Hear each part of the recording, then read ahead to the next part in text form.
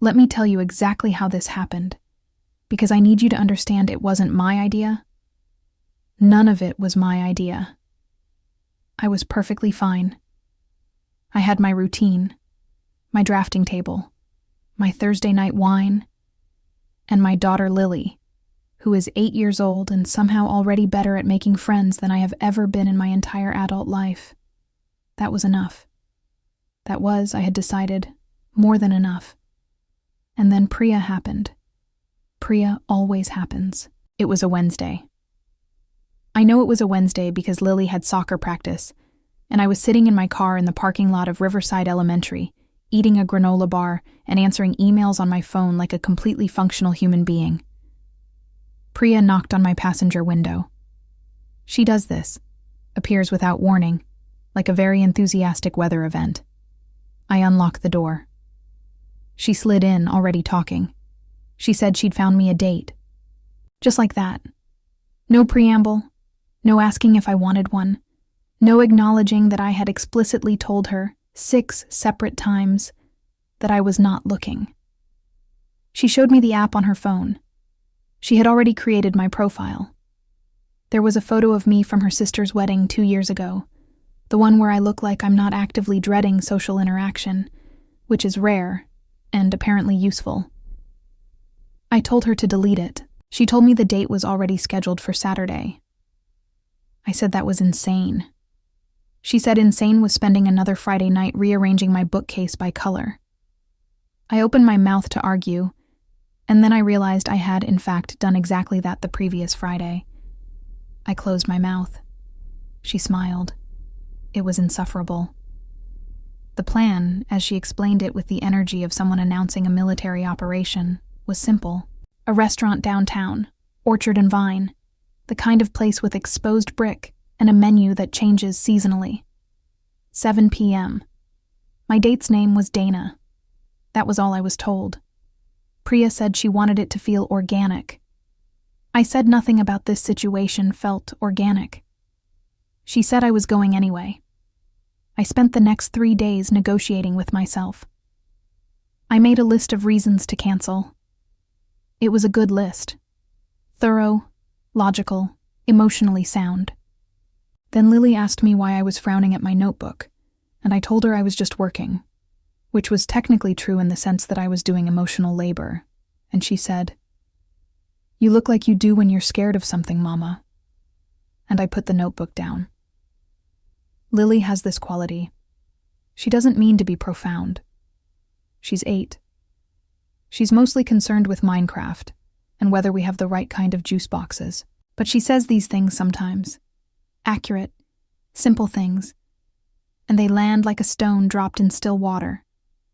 I was scared. I hadn't been on a date in 2 years. I hadn't wanted to be.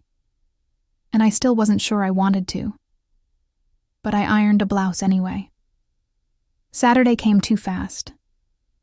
I arranged for our neighbor, Mrs. Abernathy, to watch Lily, kissed my daughter on the top of her head while she barely looked up from her tablet, and drove downtown with the specific sensation of someone walking toward a door they're not sure they want to open. The restaurant was warm inside. Amber light, soft music, the smell of something roasting with rosemary. I gave my name at the host stand. I was shown to a table by the window. I sat. I looked at the menu without reading it. I adjusted my water glass. I told myself this was fine. I am a grown woman. I have designed buildings. I once navigated a client meeting entirely in Spanish when the translator didn't show up. I can have dinner with a stranger. I smoothed the napkin across my lap and looked up at the door just as it opened. And the woman who walked in, confident, dark coat, the kind of laugh already forming at the corner of her mouth from something the hostess said, was Dana Reyes, the mother of Zoe, the woman I saw every Tuesday and Thursday in the pickup line at Riverside Elementary, the woman whose daughter was my daughter's best friend in the entire world, the woman I had told myself, very firmly, that I did not think about. I was wrong about that. She saw me at exactly the same moment I saw her. I know because I watched her face do the same thing mine was doing. That rapid, almost athletic journey from open to surprise to something unreadable that neither of us named out loud. She stopped walking for just a half second. Then she kept going, because she is the kind of person who keeps going, and she reached my table and stood there and said, "Camille." Not a question, just my name, in her voice, which I was apparently more familiar with than I'd admitted to myself. I said her name back. Dana. We looked at each other. The host had already disappeared. We were on our own. I gestured at the chair across from me because I didn't know what else to do. And she sat, and we picked up our menus at the same time, like two people seeking shelter in identical umbrellas. For approximately 30 seconds, the menus were the most important objects in the world. She was the one who lowered hers first. She set it down, folded her hands on the table, and said, "Priya did this." It wasn't a question either. I said yes. She said, "My friend Marcus. He set up the profile. He said he knew someone perfect and refused to tell me anything else." She paused. I should have asked more questions. I said I should have asked any questions at all. And then, I don't know who started it. We both laughed. It wasn't a polite laugh.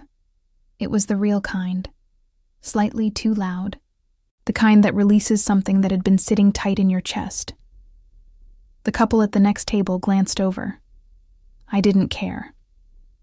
Dana pressed one hand briefly over her mouth, still laughing, and when she looked back at me, the unreadable thing on her face had shifted into something warmer and just as dangerous. We ordered. I got the roasted salmon. She got the duck, and when the server described it, she asked two specific questions about the preparation that told me everything about who she was. Someone who treats food as something worth taking seriously, not as a backdrop. She caught me watching her listen to the answer, and didn't look away. I was the one who looked down at my water glass. The conversation started carefully, the way you start a car on a cold morning. Slow, tentative, waiting to see if it catches. We talked about the app, about Priya and Marcus and their evident conspiracy, about how neither of us would be letting this go without consequences. That part was easy. It was the part after that I hadn't prepared for, when the setup jokes ran out and something quieter took their place. She asked how long I'd been in Portland. I said 4 years, since just before Lily started kindergarten. She nodded and said she'd been here 6 years.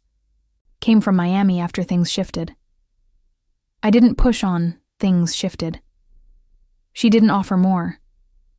But there was something in the way she said it, not sad, not closed, just honest about the shape of how her life had changed, that made me feel less alone in my own version of the same story. I told her I was an architect. She already knew. She said Lily had mentioned it, that apparently Lily tells Zoe I draw houses for a living, which is reductive, but not wrong. Dana said she owned Orchard and Vine. I felt the ground tilt slightly. I was sitting in her restaurant. I had walked into her space, chosen by Priya without knowing, and Dana had walked in from the other side of the same coincidence. She smiled when she saw me register it. "I know," she said. "Strange." Strange was one word. Every candle on every table suddenly felt like it was hers. The rosemary smell I'd noticed when I walked in was hers, from her kitchen, from choices she'd made. I looked around the room differently. It felt like learning a new fact about a song you already loved. She was watching me take it in, and she looked almost shy about it, which was the last thing I expected from someone so composed. By the time the entrees arrived, something between us had quietly rearranged itself. We weren't the Tuesday pickup line version of each other anymore. Polite, functional, nodding over the heads of our children. We were two people at a table who had accidentally shown each other something real. And I was not, no matter what I had told myself for 2 years, indifferent to her. Not even close. Here is the thing about Dana that I hadn't understood from parking lot proximity. She listens like it costs her something. Not in a performative way, not with the nodding and the of someone waiting for their turn. She goes still. She looks at you. And the quality of her attention is the kind that makes you say things you hadn't planned to say. I told her about the divorce. I hadn't planned to. We were talking about the logistics of solo parenting, the scheduling, the mental load, the way you become both parents at once, and somehow also the household manager and the emotional anchor, and the person who remembers that the field trip permission slip was due yesterday. And she asked simply, "When did that start for you?" And I told her. Lily was 6. It had been mutual and sad and correct, and still, 2 years later, occasionally disorienting. She didn't say "I'm so sorry" the way most people do, like a reflex. She said, "The correct part is the hardest, I think, because you can't be angry about something that was right." I looked at her. That was exactly it. I had said variations of that sentiment to my therapist for 18 months, never quite getting the words right. She'd just said it, cleanly, over roasted duck, like it was obvious. I asked her how she knew. She said, "Because I have a version of that story too." Hers was different. Zoe's father hadn't been a bad person, she said, just someone who wanted a life she couldn't fit herself into. She'd spent a long time trying to adjust before she understood that adjusting wasn't the same as belonging. She said it the way people say things they've processed completely. No bitterness, no performance of being over it. Just the calm accuracy of someone who had done the work. It made me respect her in a way that was inconvenient. We talked about the girls. This was the part that undid me a little, honestly. The way Dana talked about Zoe, not in the way parents sometimes perform their devotion, loud and superlative, but in specific detail. She mentioned that Zoe had recently become obsessed with marine biology because Lily had told her about a YouTube video about octopuses. She said it with warmth and amusement, fully crediting my daughter for the detour her daughter's brain had taken. I laughed and told her Lily had come home 2 weeks ago, insisting we needed to try making pizza from scratch, because Zoe had told her Dana said it was the best thing you could learn. We sat with that for a moment. Our daughters had been building a bridge between us for months, carrying small pieces of each other home, trading enthusiasms and influences and stories, constructing something neither of us had seen from our separate sides. Dana looked at me and said, "They've been trying to introduce us for a while." Her voice was quiet, a little wondering. I said, "In their own way." She nodded. The candle between us was low. I noticed at some point that I had stopped monitoring the conversation, stopped performing the careful version of myself that I usually deploy in unfamiliar situations. I was just talking. My hands were moving. I said something self-deprecating about my inability to cook anything that required more than one pan, and she laughed, and it was a good laugh, and I wanted to earn it again immediately. That want surprised me. I'd forgotten what it felt like to want to make a specific person laugh. She told me about the restaurant, not the business version, not the pitch, but the real story. How she'd spent 11 years working other people's kitchens before she had enough to lease a space the size of a large closet, and how it had terrified her, and she'd done it anyway. She described the first night of service. 1 server, 6 tables, a menu she'd rewritten 4 times. She'd burned the first order of risotto and stood in the kitchen alone for 30 seconds, and then made another one. "That's the whole story," she said. "You ruin something, you make another one." I thought about that. I thought about the 2 years since my marriage ended, the careful, controlled way I had been living. Not unhappily, not badly, but cautiously. As if I were a building I'd decided to stop renovating. As if staying structurally sound was the same as being fully inhabited. Dana flagged the server for more water and glanced at me and said, "You went quiet." I said I was just thinking. She said, "About what?" I said, "About how I haven't really started anything in a while." She held my gaze for a moment, steady, unhurried. Then she said, "It's not too late to start, I don't know if she meant the conversation, the evening, or something larger. I didn't ask. Some sentences are better left to do their own work. My phone buzzed at 8:47. I know the exact time because I had glanced at my watch 2 minutes earlier and thought, this is the longest 2 hours I have ever not wanted to end. We were on coffee. Or I was on coffee. Dana had ordered a chamomile tea, which I found oddly endearing. This woman who ran a kitchen with military precision and drank chamomile tea on Saturday nights. She was telling me about a sourcing trip she'd taken to a farm in the Willamette Valley when my phone lit up with Mrs. Abernathy's name. I apologized and answered, because when your child's babysitter calls, you answer. Mrs. Abernathy's voice was calm but effortful. The voice of a 72-year-old woman who has managed a situation and is now reporting it. Lily and Zoe, she said, had gotten into a fight. A real one. Zoe had come over after her own sitter fell through. A detail Dana apparently hadn't mentioned. Or maybe Marcus had arranged that too. And honestly, at this point, I wouldn't be surprised. They'd been fine, she said. And then they weren't. Lily was in her room. Zoe was on the couch. Neither one would tell her what happened. I looked up at Dana. Something in my face told her before I said a word. She had already reached for her coat. I told Mrs. Abernathy. We were both on our way. When I hung up, Dana said, "Zoe's there." I said yes. She closed her eyes for just a second, that brief interior moment that parents do when they're adjusting to something. And then she was fully present again, reaching for her wallet. We argued gently about the check. She said it was her restaurant. I said that was precisely why she shouldn't pay. It was almost certainly a comp situation, and that felt wrong. She said I was overthinking it. I said overthinking was one of my documented skills. She smiled despite herself, and I paid, and she shook her head in a way that wasn't actually disapproval. We were out the door in 4 minutes. We took separate cars. It was the rational choice.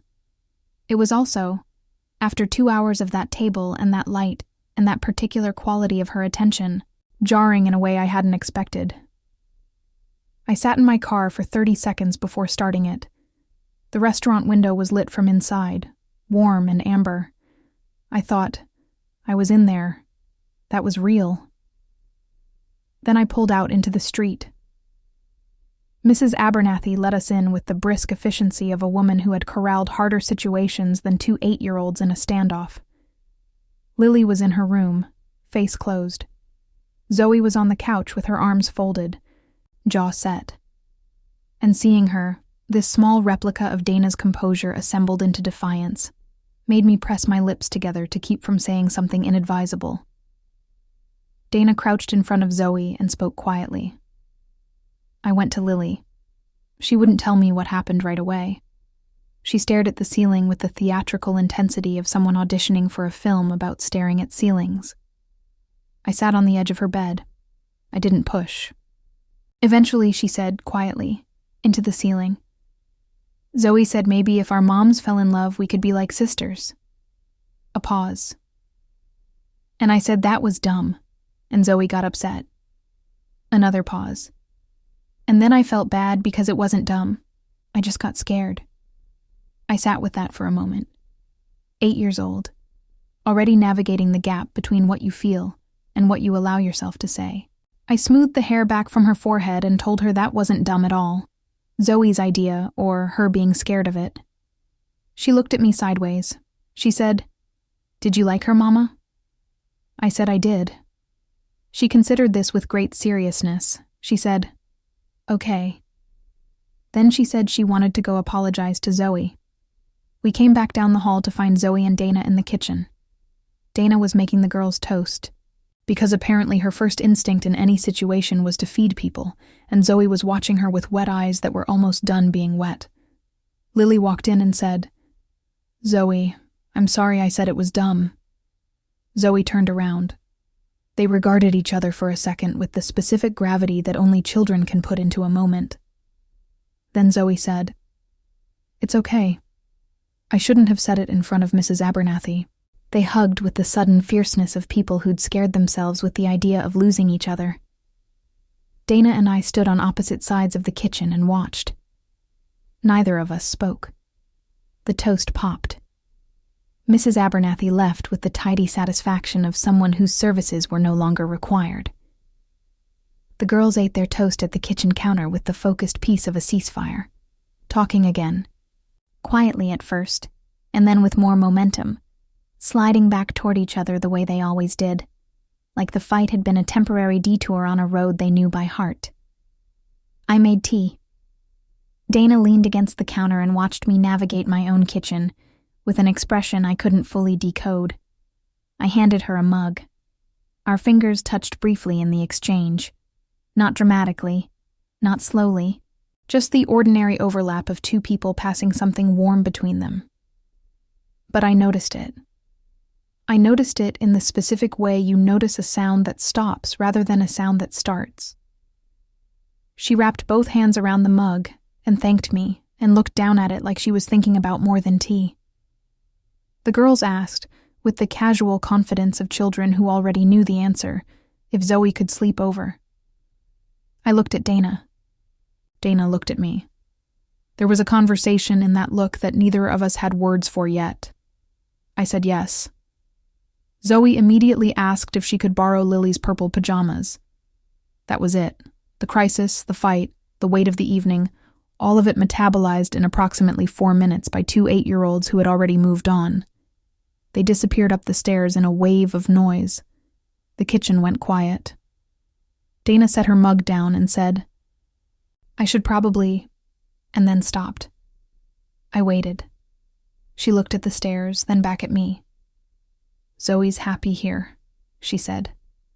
It came out softer than I think she meant it to. I said Lily was happy when Zoe was around. We were both, I noticed, talking about our daughters instead of ourselves, and we both seemed to know it. I asked her if she wanted to sit in the living room. She did. We ended up on opposite ends of my couch, a reasonable distance, the kind that maintained the polite fiction, that we were just two parents waiting out a Saturday night. Except that we'd had 2 hours at that table, and the kitchen, and the girls' voices drifting down from upstairs, and the tea getting cooler in our hands. None of it felt like a polite fiction. It felt like a house settling into something. She told me she hadn't expected tonight to go the way it had. She said she'd gotten in the car fully prepared to have an awkward dinner with a stranger and escape gracefully by 9. I said I had a list, an actual written list, of reasons to cancel. She asked what was on it. I said, uncertain about timing, professional complications if it went wrong, and I looked at her. The fact that I was already more aware of you than I'd admitted to myself. She was quiet for a moment. Then she said, "What kind of aware?" I looked at the window. The street outside was dark and still, the particular quiet of Portland at 10:30 on a Saturday. I said, "The kind where I notice when you're not in the pickup line." She didn't say anything. I looked back at her. She was watching me with that listening quality again, the one that cost her something. I said, "That probably sounds strange." She said, "No, it sounds like what I've been doing for 3 months." We sat with that. It was the kind of sentence that changes the air pressure in a room. Not because it was dramatic. It was the opposite of dramatic. It was the quietest possible version of an admission, but because it locked something into place. I had not imagined it. Neither had she. Whatever this was had been accumulating in parking lots and hallway nods, and the second-hand information of 2 little girls who paid better attention than either of their mothers. She reached over and set her hand on the couch, palm up, close to my knee. Not a command, not a demand, just an offer, open and unhurried. I looked at it for a second. Then I put my hand in hers. Her fingers closed around mine and she exhaled, quietly, like she'd been holding something and had finally put it down. We sat like that while the house held us, and upstairs the girls talked themselves toward sleep, and outside the city moved on without noticing that something small and important had just started. She left at 11:15. Zoe was asleep by then, curled in Lily's bed in the purple pajamas, and Dana had gone up to check on her, and I stood at the bottom of the stairs and listened to the quiet that came after. The specific quiet of a house with children in it, which is different from all other kinds of quiet in that it feels inhabited, even in the silence. Dana came back downstairs. She had her coat. She looked different than she had at the restaurant. More present, less composed in the careful professional way, more real. We stood at the front door. The moment had a shape to it, expectant and tender in equal measure. She said she had a good time tonight, which was such an understatement for what the night had actually been, that it almost made me laugh. I said I did too. She said she wanted to see me again. Not in the pickup line, not incidentally, not orchestrated by Priya and Marcus, but intentionally, the way you do something when you've decided it matters. I said yes. She smiled, and it was the realest smile I'd seen from her all night. A little unguarded, a little like relief. She hugged me at the door. It was brief and warm, her arms around me, her chin briefly at my temple, the solid reality of her coat under my hands. It was the kind of hug that communicates care without requiring anything, and I held it the way you hold something you don't want to end and know you need to let go of anyway. When she stepped back, she held my gaze for a beat. Then she said goodnight and walked to her car. I stood in the doorway until her taillights disappeared. Then I closed the door and stood in my hallway for a moment, still. The house was quiet. The tea mugs were on the coffee table. The couch had 2 small indentations where we'd been sitting. Evidence, ordinary and specific, that tonight had happened and was real. I am a person who designs structures for a living, who thinks in foundations, load-bearing walls, the invisible architecture that holds everything up. And standing in that hallway, I thought, something just started. Priya called at 7 the next morning. I was in the kitchen making breakfast for 2 8-year-olds who were already deep in a negotiation about whether pancakes counted as cake, and her name lit up my phone, and I considered letting it go to voicemail, except that she would only call back immediately and then show up in person if I didn't answer. So I picked up. She said, "Well?" I said, "You're very annoying." She said, "That's not what I asked." I said nothing. The silence stretched out and she made a sound like a person who has won a thing and knows it. Lily asked me that morning, over pancakes, if Miss Dana was going to come back. She asked it casually, the way kids ask things they already consider settled. Zoe looked up from her plate with the patient expression of someone who had already decided the answer. I said I thought she might. Lily nodded, returned to her pancakes. Zoe went back to hers. Case closed, in their estimation. I looked at the 2 of them, this friendship they had built without anyone's help, this bridge they'd constructed out of octopus facts and pizza lessons and shared pajamas, and how it had quietly, inevitably, become the architecture of something larger. Dana texted at noon. She said Zoe had come home and immediately reported that my pancakes were scientifically the best. She said she was skeptical of that claim and wanted evidence. I said she was welcome to verify the methodology in person. There was a pause, and then she sent back a single line. Tuesday, after pickup. Coffee, my choice of place. I typed back, I'll be there. I set my phone down. Through the window, the October light was coming in at that particular Portland angle, gold and brief, the kind that knows it won't last and is beautiful because of it. Lily was in the yard. I could hear her. She was telling someone, probably on the phone with Zoe, about something that had happened that morning, her voice rising with the specific enthusiasm of a child sharing good news. I leaned against the counter and let myself feel it. The tentative, terrifying, wonderful sensation of something beginning. I had spent 2 years being structurally sound. I had maintained the walls, kept the roof on, done the necessary work. And now, here was a woman who ran a kitchen and made chamomile tea and held my hand like it was the most natural thing in the world, whose daughter was currently my daughter's favorite person, who had been noticing me in parking lots the same way I'd been noticing her. And I was, for the first time in 2 years, not afraid of the open door. I was curious about it. I was ready to walk through. So that's the story. Or the beginning of it, anyway. The part where everything was still new enough to be terrifying and good in equal measure. The part before we knew how it would turn out, but had decided, both of us, that finding out was worth it. The girls knew before we did. I think they always do. Hey, if you made it all the way here, I genuinely love you for that. This story meant a lot to write, and I want to know what it meant to you. Drop a comment below and tell me, what was the moment that got you? Mine is the toast. It's always the toast. Where are you watching from? I want to see every city and country in those comments. And if you felt something in this one, if it sat with you, hit subscribe. New stories go up every week, and every one of them is built exactly like this. Real emotions, real tension, a love that earns itself. Like this video if Dana and Camille deserve a sequel.